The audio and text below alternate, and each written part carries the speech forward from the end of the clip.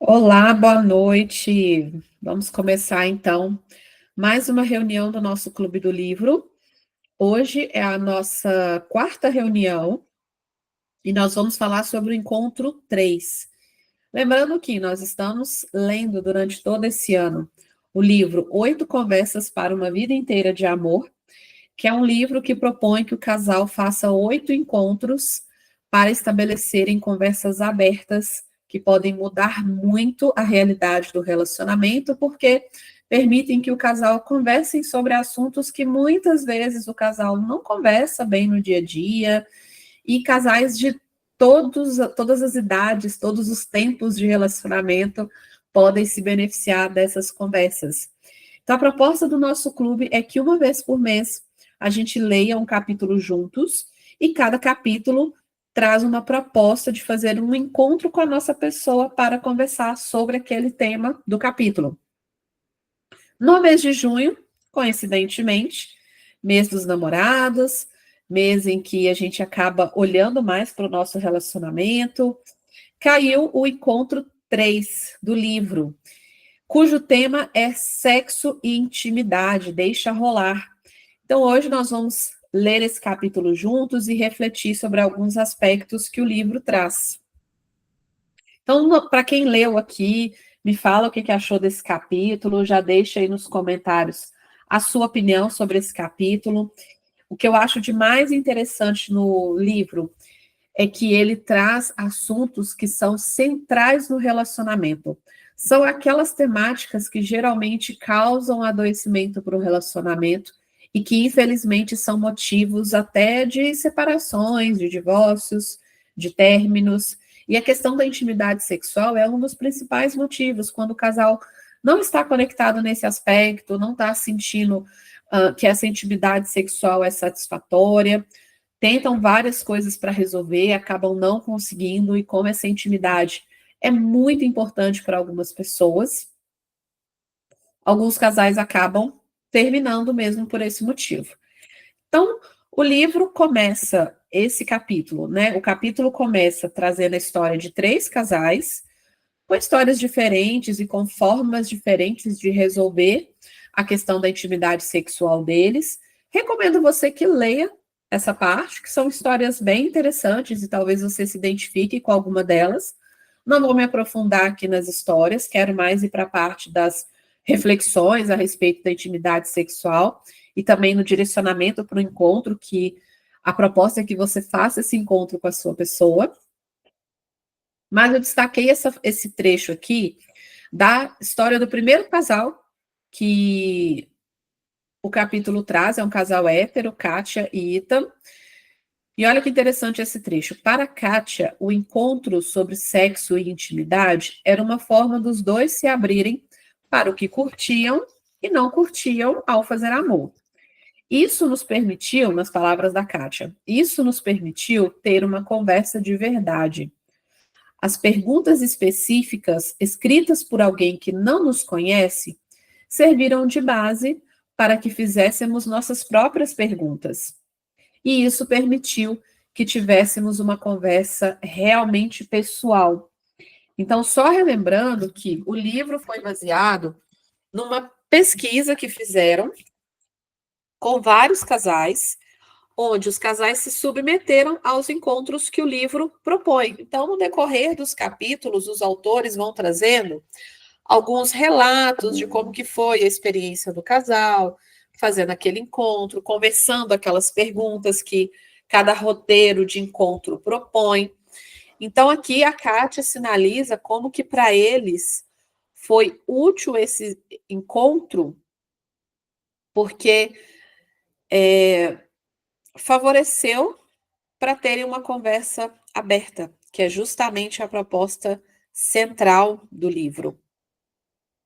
E considerando que a gente está falando de sexualidade, da intimidade sexual, a gente sabe que esse é um dos assuntos tabus na nossa cultura, mas é um tabu que precisa ser rompido no relacionamento, precisa ser superado.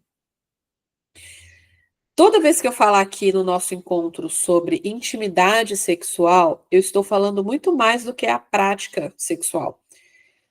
A intimidade, ela é muito mais ampla do que a prática sexual em si. Intimidade sexual diz do afeto, diz da proximidade com a outra pessoa, diz do carinho, do toque físico, das demonstrações de carinho através do toque, enfim. Intimidade sexual é muito mais amplo do que prática sexual. A prática sexual faz parte, mas não é o único fator envolvido no que eu estou chamando aqui de intimidade sexual. Intimidade sexual diz muito também da vivência da sexualidade a dois. Então, não olhem para esse aspecto de estabelecer uma intimidade sexual entendendo somente prática sexual. Combinado? O que mais tem de importante aqui no livro que eu gostaria de trazer para você? Ó, então, aqui essas primeiras partes do capítulo contam a história dos três casais. E esse trecho aqui diz o seguinte: para os casais que compartilharam conosco as conversas do encontro sobre sexo e intimidade, o humor era a tônica da discussão. Falar sobre sexo não precisa ser um momento sério, desconfortável ou constrangedor. Trate essa conversa e essa ocasião com leveza e com sinceridade. Entendo que muitas vezes a gente usa do humor como uma forma de lidar com o desconforto, é uma defesa mesmo que às vezes a gente acaba utilizando sem se dar conta para conseguir suportar ou enfrentar uma situação que é desconfortável,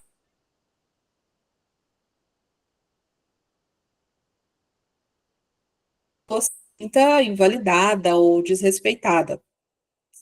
Muitas vezes o humor ele vai ajudar, que é o que os autores estão trazendo.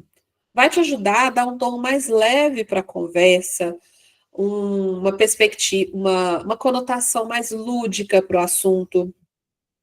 Eu entendo, estava falando sobre os tabus, né? Eu entendo que para muitas pessoas estabelecer uma conversa aberta com a sua pessoa sobre sexo e intimidade pode ser algo extremamente desafiador. A nossa visão sobre intimidade, sobre sexo, ela não vem somente do nosso relacionamento atual. Ela é construída a partir de experiências de vida que a gente tem desde a nossa infância. Como é que os nossos cuidadores lidavam com questões da sexualidade? Nossos pais, nossos avós, aquelas pessoas que foram os principais responsáveis pela nossa, pelo nosso cuidado, pela nossa sobrevivência, vamos dizer assim. Como é que eles lidavam com a sexualidade? Era de uma forma mais conservadora, mais rígida, ou era de uma forma extremamente aberta, ou é liberal, fora dos padrões, ou era de uma forma mais natural, mais educativa, mais inclusiva. Tanto essas experiências que nós tivemos lá na nossa família de origem, quanto experiências que nós tivemos no decorrer da nossa vida. Depois, crianças na escola, como que os nossos colegas de turma, de escola, nossos amigos, lidavam com questões associadas à sexualidade? Como que foi esse período de puberdade, de descoberta do próprio corpo? Depois, já vivendo a sexualidade com uma outra pessoa, com uma outra parceria, como é que foram essas experiências com relacionamentos amorosos antes do relacionamento atual que você tem? Foram experiências de conexão, de prazer, de bem-estar, de qualidade de vida, de saúde? Ou foram experiências aversivas, de trauma, de abuso, de rejeição, de chantagem, de pressão emocional? Todas essas experiências que nós tivemos desde a nossa infância até o momento atual, elas moldam a forma como a gente vai enxergar o sexo e a forma como a gente vai desfrutar da intimidade sexual no relacionamento. E por que que é importante compreender isso? Por que que é importante a gente ter autoconhecimento suficiente para entender os fatores que contribuíram para a nossa forma de enxergar a intimidade sexual. Porque muitas vezes, quando a gente não tem uma intimidade sexual bem estabelecida no nosso relacionamento atual, a gente tem uma tendência a associar diretamente a nossa parceria. Ou, vamos para um outro extremo, a gente tem uma tendência a se culpar, como se a intimidade sexual fosse algo muito natural, muito espontâneo, que fosse facilmente construído entre o casal. E se isso não acontece, então tem alguma coisa de errada comigo. Quantas pessoas não pensam dessa forma, não têm essa crença e acreditam fortemente nisso? Várias. Então, ter autoconhecimento é importante por isso, para você compreender que existe uma infinidade de fatores que contribuem para a vivência da intimidade sexual de vocês. E quando ela não é prazerosa, quando ela não é satisfatória, é importante lidar com isso através de uma conversa aberta. E é justamente essa a proposta do capítulo. Seguindo aqui, então, a leitura, encontrando o seu normal. Eu achei esse trecho aqui muito interessante. Se você ler o capítulo, me fala o que você achou disso aqui. Eles estão falando sobre o que é normal e o que não é normal na intimidade, na prática sexual do casal. A gente vai criando muitos mitos na nossa cabeça. Ou a gente cria, ou muitas vezes a gente é ensinado de forma direta ou de forma inconsciente o que é normal para a vivência da sexualidade de um casal. E aí, se a gente for listar aqui as crenças, os mitos que nós temos, o que você colocaria? Escreve aí para mim nos comentários. Um mito que você percebe, que talvez você acredita ou você acreditou num determinado momento da sua vida, ou você já percebeu outras pessoas acreditando. Um mito muito comum é de que casais que se amam fazem sexo com frequência. Isso é um mito, isso é uma regra que você não precisa acreditar nela 100%. A vivência do amor, ela não é condicionada à frequência sexual do casal. São caixinhas diferentes, não que um não vai influenciar no outro. Sim, vai influenciar. Eu falo muito que um casal que não está bem fora da cama é um casal que não vai estar bem na cama, muito provavelmente. Mas ter o que você considera como baixa frequência sexual não significa necessariamente que você não ama a pessoa que está do seu lado ou que a pessoa que está aí não te ama. E aqui os autores trazem. Todo mundo se pergunta o que acontece com outros casais. Com que frequência fazem sexo? Como nossa vida sexual se compara a deles? E se o sexo não for grande coisa para nós? E se escolhermos a abstinência? Se não fizermos sexo com muita frequência, isso significa que estaremos condenados ao fim? E quanto às fantasias e brincadeiras, sexo oral, sexo anal, e qual é a frequência normal, normal entre aspas, de sexo num relacionamento duradouro? E os autores trazem uma resposta muito interessante para esses questionamentos. O que é normal é o que funciona para você e o seu par. É muito importante a gente introjetar isso e trazer isso como compreensão para o nosso relacionamento. Por quê? Primeiro, que não existe um certo ou errado. Segundo, que a gente tentar atender a um ideal que nós criamos na nossa cabeça vai nos gerar muita frustração. Por quê? Porque esse ideal só existe na nossa cabeça. Aqui os autores trazem dados sobre a frequência sexual dos casais, só que é uma pesquisa americana, eu até tentei buscar dados estatísticos da população brasileira, mas eu não achei dados muito confiáveis, dados muito ruins, então eu nem quis trazer aqui para compartilhar com você. Mas, seguindo aqui, é um mito achar que o sexo é ou deve ser profundamente romântico, com velas acesas, música suave e horas de amor sem pressa. Casais de carne e osso podem fazer sexo demorado de vez em quando e ter rapidinhas com mais frequência. Pode haver fantasias, encenações, brinquedos sexuais e até algumas coisas que você nem imaginaria que alguém praticasse. Normal é o que deixa os dois à vontade. E o normal muda com frequência ao longo do tempo. À medida que chegam os filhos, que envelhecemos, que lidamos com problemas de saúde, tudo isso faz parte da sexualidade humana. Começar seu relacionamento ou casamento dizendo que haverá sexo todos os dias é uma receita para o fracasso. A vida entra em cena e nada reflete melhor a presença da vida do que sua sexualidade.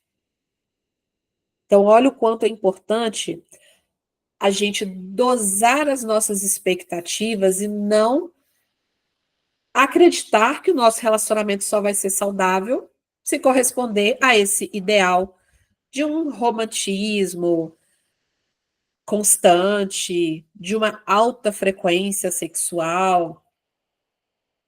Isso vem também de uma cultura que nos é colocada nas produções da arte, ou seja, nas músicas, nos filmes, nos romances, nos livros que a gente lê. Tudo isso vai moldando a nossa forma de criar crenças sobre a vivência da intimidade sexual no relacionamento. E é importante a gente se questionar: será que isso aqui que é colocado faz sentido para mim? É esse normal que eu quero trazer para o meu relacionamento? Isso me aproxima ou me afasta da minha pessoa? Esse mito, essa crença que eu tenho, ela favorece o meu relacionamento ou ela prejudica? Se ela prejudica, é importante contestá-la. Todos nós queremos manter um relacionamento apaixonado e conectado, mas também é possível construir ou destruir essa ligação fora do quarto.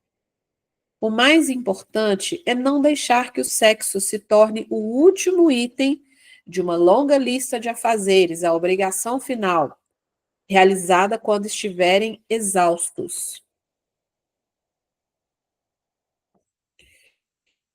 Existem maneiras concretas de garantir que você tenha uma ótima vida sexual.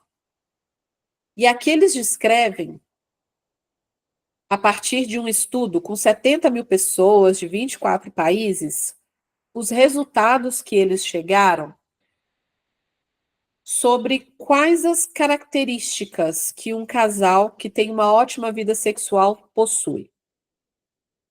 Olha que interessante. É uma pesquisa representativa. A gente está falando aí de 24 países e 70 mil pessoas. É muita gente. Então dá para a gente dar um pouco de credibilidade para essa pesquisa, né? Eu até procurei a pesquisa para analisar a qualidade metodológica, mas eu não achei a pesquisa, eu só achei o livro. E o livro não ia chegar a tempo para eu ler, avaliar e conversar aqui com você a respeito.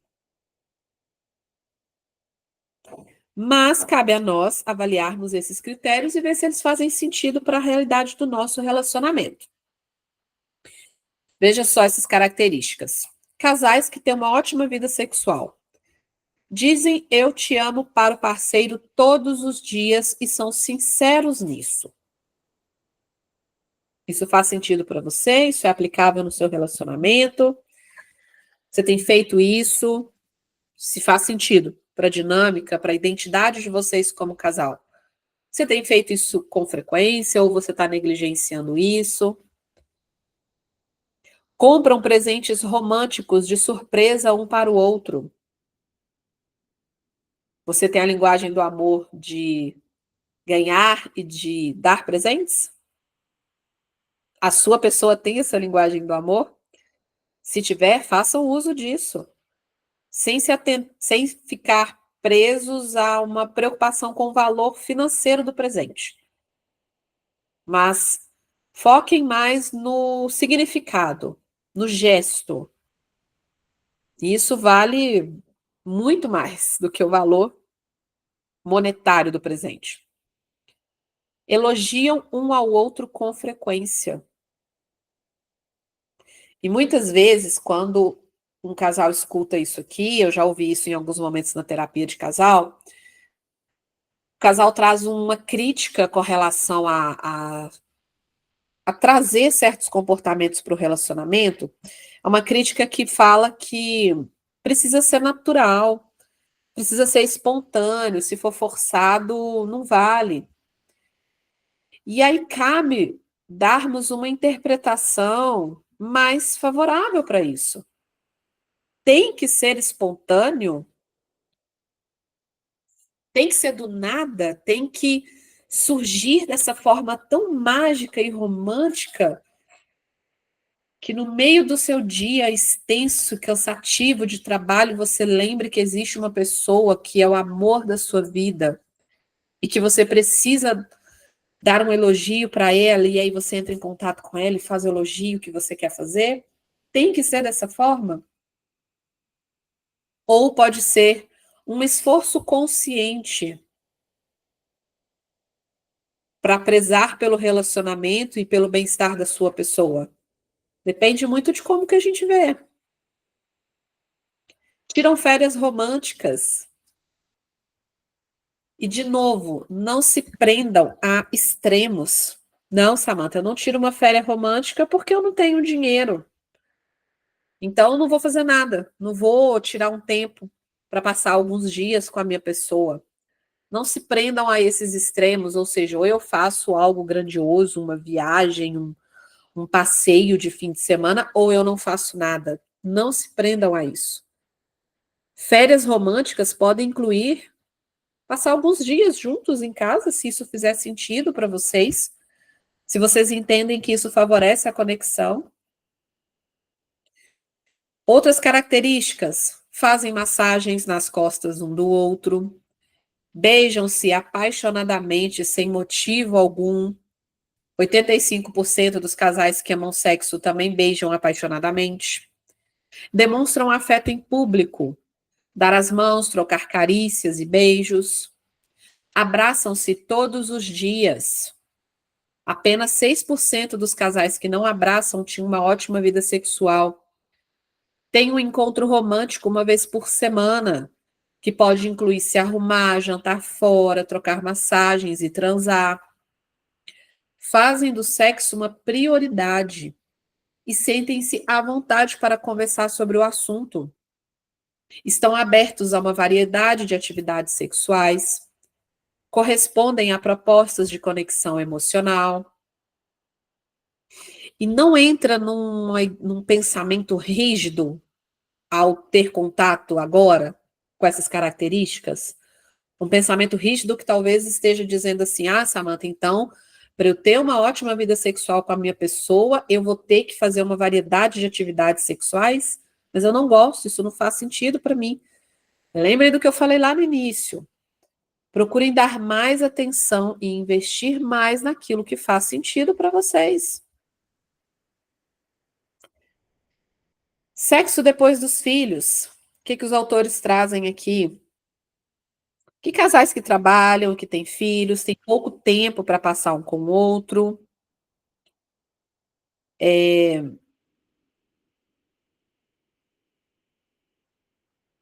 Que normalmente, qual que é o padrão para casais que têm filhos? O pai fica sozinho num cômodo, enquanto a mãe fica com as crianças em outro cômodo. Pelo menos casais que têm filhos mais novos, né? Crianças, enfim, bebês. E aí eles citam o estudo dizendo que os casais que trabalhavam fora conversavam entre si durante 35 minutos por semana, e a maior parte dessa conversa era sobre tarefas. E eu vejo muito isso na realidade dos casais que têm filhos e que trabalham fora. Que as conversas são sobre tarefas ou questões que precisam ser resolvidas ali do cotidiano da família. Isso é ruim? Não. É necessário. Mas é importante ter esse cuidado, esse olhar, essa atenção para terem conversas românticas. Isso favorece a conexão. que acontece com muitos casais que têm filhos? Deixam de fazer coisas românticas que sustentam o relacionamento. Deixam de se divertir, de abrir espaço para o bom humor, de fazer programas românticos, desde que o romantismo faça sentido para vocês. Deixam de embarcar em aventuras juntos, de fazer coisas que sustentam essa paixão. Não perca de vista o que eu falei no início aqui, desde que tudo isso faça sentido para vocês. Que vocês podem ser um casal que não gostam do romantismo e tá tudo bem, mas que vocês encontrem formas de se conectarem um com o outro e usufruam dessas formas no dia a dia, mesmo com a rotina acelerada de trabalho, de filhos, enfim. Então, começando a falar aqui de qual que é a proposta, qual que é o objetivo do encontro, para conversar com a sua pessoa sobre sexo e intimidade.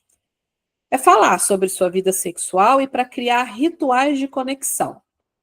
Para esse encontro, vocês precisam ser capazes de falar sobre o assunto. Os autores trazem o seguinte, que pesquisas demonstram que casais que conseguem falar abertamente sobre sexo fazem mais sexo. E as mulheres nesses relacionamentos têm mais orgasmos. É muito claro para nós na psicologia que a fala é extremamente importante. Lá no início, Freud, que foi um dos pioneiros, se não foi o pioneiro na compreensão do funcionamento humano, da saúde mental, trouxe uma percepção de cura pela fala. Claro que a psicologia avançou depois disso e agora a gente sabe que uma saúde mental ela passa não só pela fala, mas precisa ir para além disso.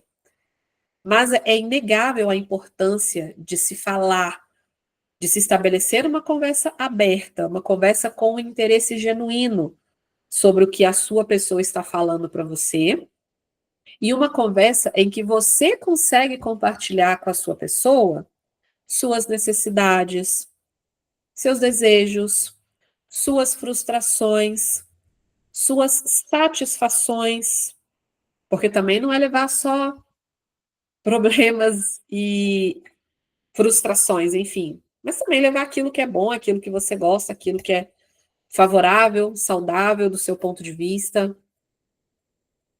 Então, os autores pontuam aqui que falar sobre sexo é uma estratégia vitoriosa para os casais. E não preocupem tanto de falar de uma forma correta, não. Se preocupem em falar de uma forma interessada e de uma forma sincera. Isso vai ser muito mais importante. Que eu vejo muitos casais com uma preocupação de falar as coisas de uma forma correta. Ah, eu não sei conversar sobre sexo, eu não sei falar sobre isso, eu nunca conversei sobre isso em outros relacionamentos. Isso não anula a possibilidade de você conversar e estabelecer uma conversa interessante com a sua pessoa. Ei, Ludmila, boa noite, bem-vinda. Boa noite. Ai, desculpa, tá com o microfone aberto. Não, imagina, fica à vontade, tá? Quando quiser interromper, abrir o áudio, conversar, pode ficar à vontade. O que mais que os autores trazem aqui? Outro ponto fundamental para falar sobre o que está funcionando e o que não está funcionando na sua vida sexual é discutir isso fora do quarto. Interromper as coisas em plena ação para oferecer críticas construtivas não vai funcionar para nenhum dos dois. Um casal que conhecemos gosta de fazer o que eles chamam de resenha do sexo após o ato. Isso geralmente acontece no dia seguinte, durante o café da manhã. E aí esse casal aqui que os autores citam, eles conversam de uma forma aberta sobre o que gostam, sobre o que querem experimentar e o que não querem. Então, os autores estão dando uma recomendação aqui interessante de não interromper a prática sexual para falar, não, isso aqui eu não gosto, isso aqui eu gosto, mas falar abertamente fora do quarto, tirar um momento mesmo para falar sobre isso. E é o que eu falei, esse encontro que o livro propõe pode favorecer muito nesse aspecto. Eles reforçam a importância de usar o humor para deixar a conversa mais leve. E aqui eles falam sobre a iniciativa no sexo. Pesquisas indicam que mais de 70% das pessoas, homens e mulheres, usam estratégias indiretas para pedir sexo. Um método direto seria: ei, querida, vamos fazer amor, queria fazer sexo agora, ou quer transar?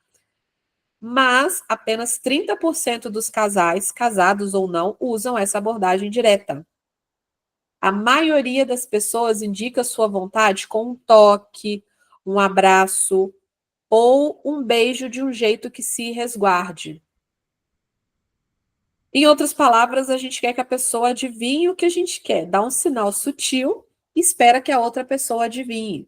Com qual objetivo? Se resguardar de uma rejeição, de uma negação.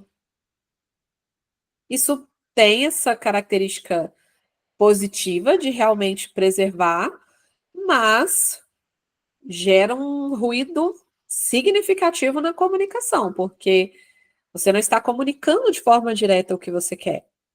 A pessoa pode não entender, e aí você vai dar um significado muito negativo para isso.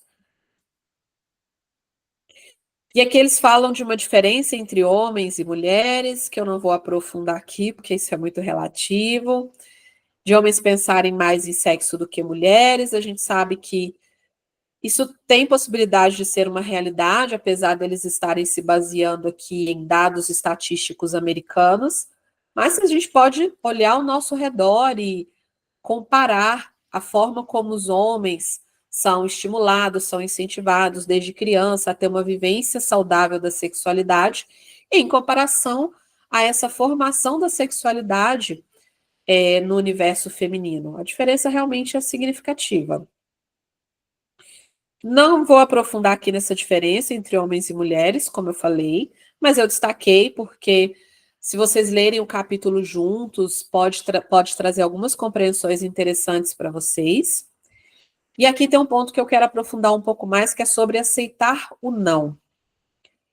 Se o seu par não quer fazer sexo, o mais importante é não levar isso para o lado pessoal. Ou seja, rejeição ao sexo é diferente de rejeição à pessoa. A gente rejeita o sexo por vários motivos diferentes. Assim como a gente rejeita fazer uma caminhada, cozinhar um prato, é diferente de rejeitar a pessoa. Só que muitos casais interpretam o não para a prática sexual como um não para a pessoa, ou um não para o relacionamento. E essa não é uma visão realista, pelo menos precisa ser avaliado se é uma forma realista de interpretar esse não.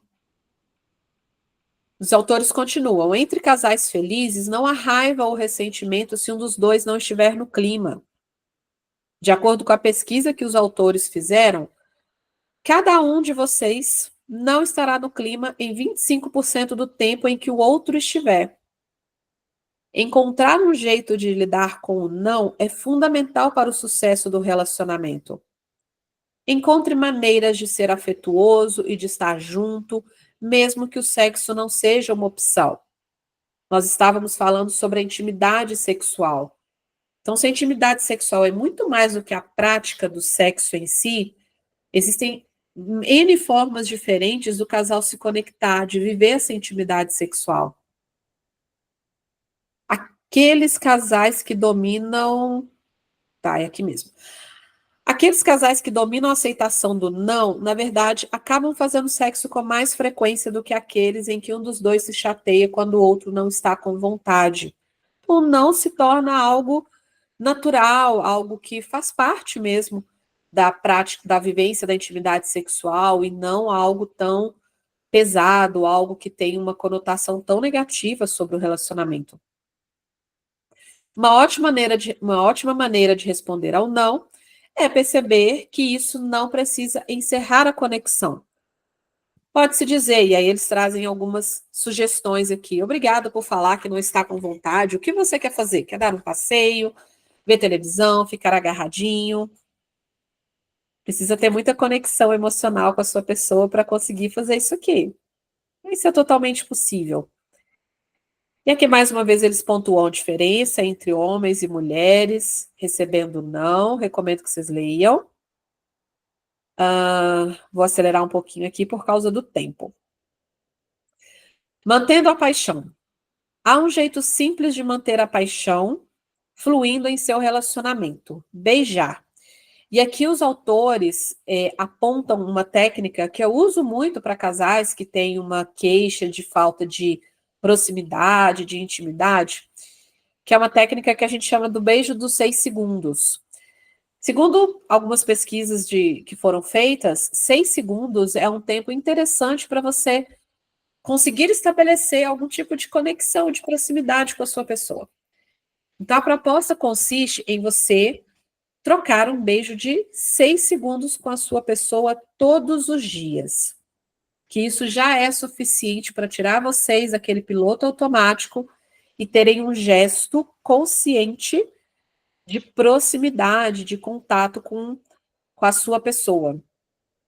Então, se você sente que tem esse afastamento físico, de intimidade com a sua pessoa, experimentem fazer isso. Vocês podem ter resultados interessantes. E aqui os autores destacam, ó, beijar apaixonadamente sem motivo específico é uma chave universal para uma ótima vida sexual. Tá, é um passo, né? Não penso que vai ser algo tão transformador assim, mas é um passo interessante. E aí os autores trazem a proposta mesmo do encontro. Ou seja, vamos sentar, vamos programar um programa. Programar um programa é ótimo. Vamos programar um tempo em que nós dois vamos ter como única fonte de atenção um ao outro, em que a pauta da conversa vai ser sexo e intimidade. Com qual objetivo? Explorar questões sobre romance, sexo e intimidade física. Aí os autores convidam vocês a se prepararem para esse encontro, lendo o capítulo e refletindo sobre o que você leu, o que você achou de tudo que foi colocado ali. Pensar que rituais de conexão podem ser criados entre vocês. Se para você é difícil falar de sexo, esteja preparado para dizer isso, explore o motivo dessa dificuldade. Realmente se permitir estar num lugar de vulnerabilidade, de quem compartilha como se sente, enquanto estabelece uma escuta genuína diante do que a pessoa está compartilhando com você.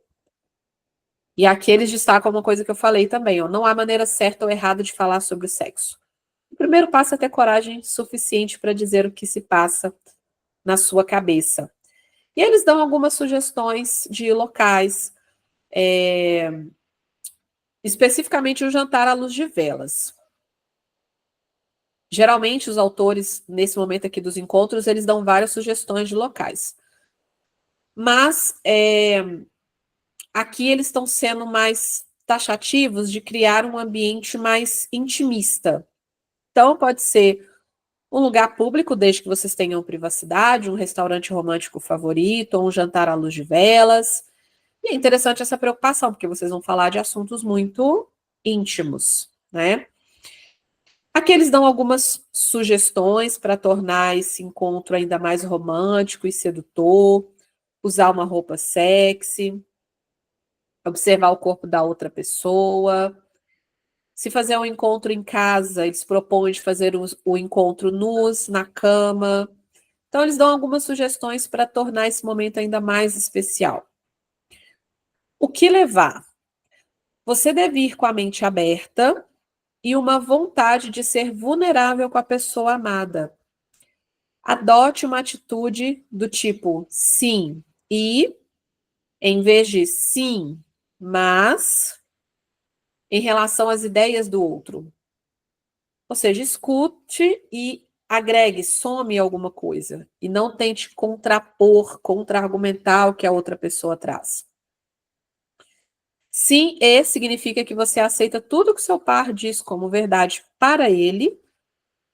E no espírito de improvisação, você complementa a conversa e o entendimento entre vocês.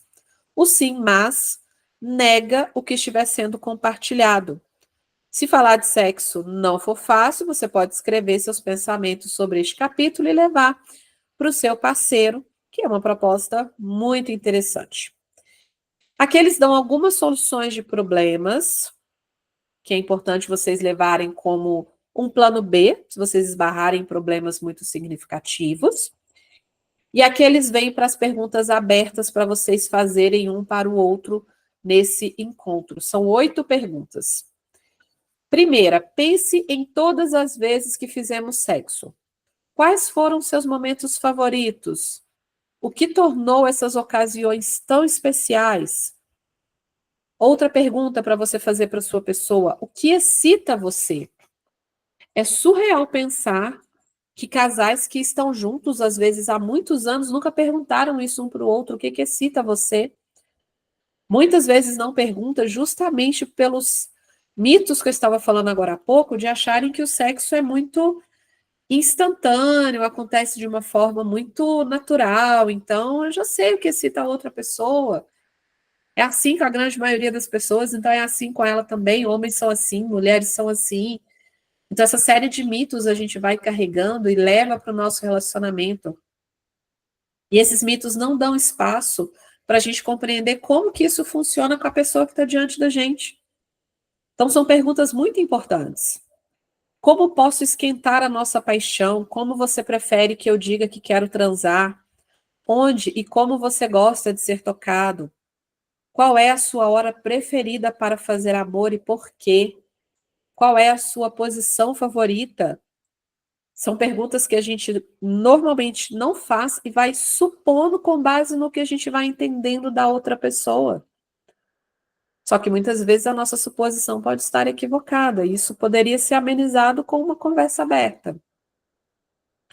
Existe algo que você sempre quis experimentar no sexo, mas nunca pediu? Com que frequência gostaria de transar? O que posso fazer para melhorar a nossa vida sexual?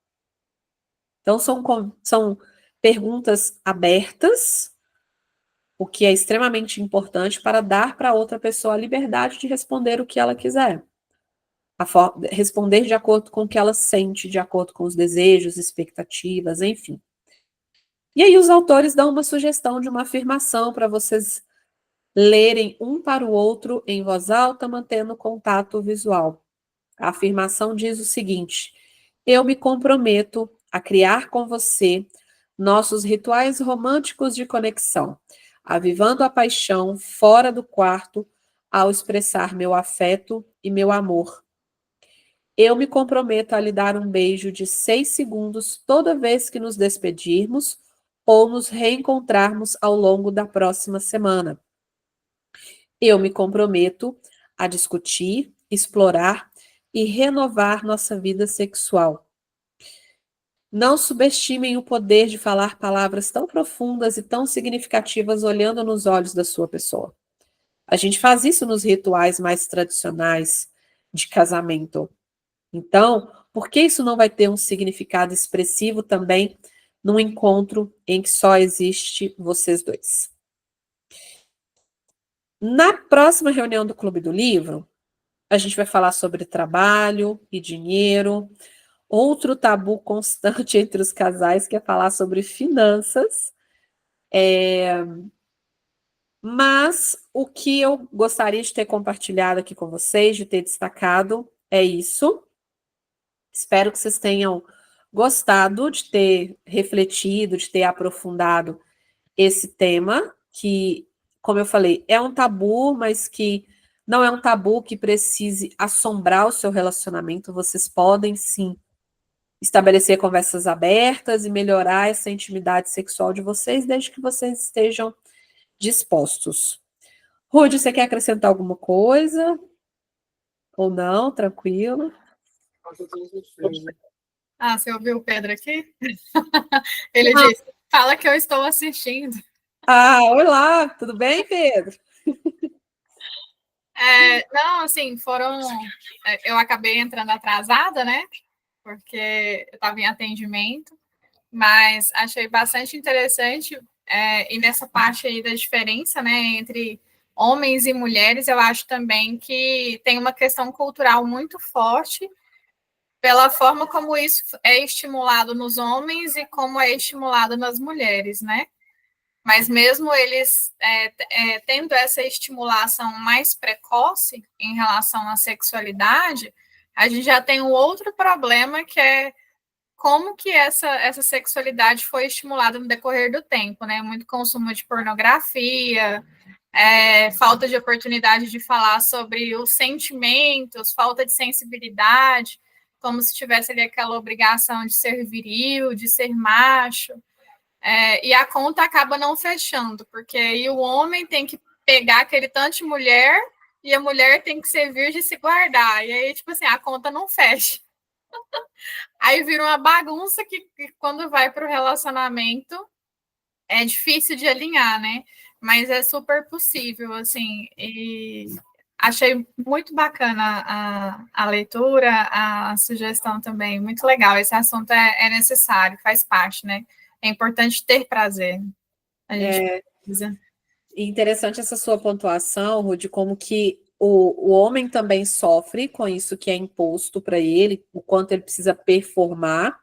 Sim. Mas é o que você colocou, quando vai para a vida real, para a vivência de uma sexualidade real, a situação é bem diferente, né?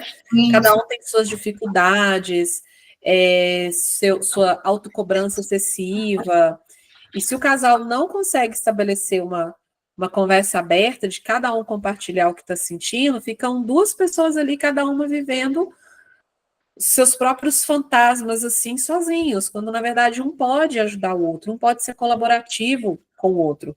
Tem um trabalho individual da gente romper mesmo com esses mitos, com isso que é colocado para cada um de nós, mas é possível fazer isso de forma conjunta, né? Então, eu acho interessante a proposta do encontro do livro, porque as perguntas ali, tem até uma pergunta que coloca isso, assim, de o que eu posso fazer para melhorar?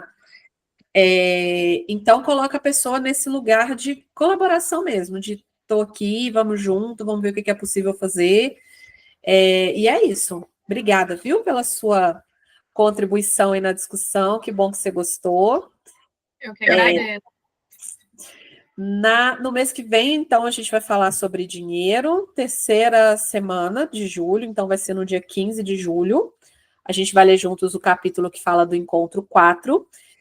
E quem fizer o encontro sobre sexo e intimidade, quem seguir esse roteirozinho aí do livro, me conta como é que foi a experiência, compartilha comigo. Para quem está assistindo a gravação, pode escrever aqui nos comentários também como é que foi a experiência. E é isso, estamos aí no nosso quinto ou sexto encontro do Clube do Livro, agora eu já... Não, é o quinto encontro do Clube do Livro, a gente vai continuar lendo o livro aí durante o ano juntos. Obrigada pela presença, Rude, entraram outras pessoas e saíram antes de eu poder me despedir.